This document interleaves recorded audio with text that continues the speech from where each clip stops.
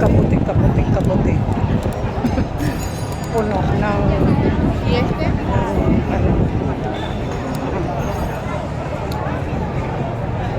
ano, hindi yung yan. Puno yan, diretso yan hanggang doon.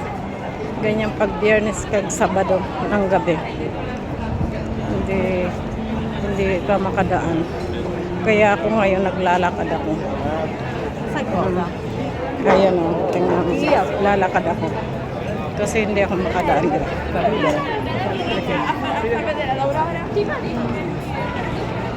Yung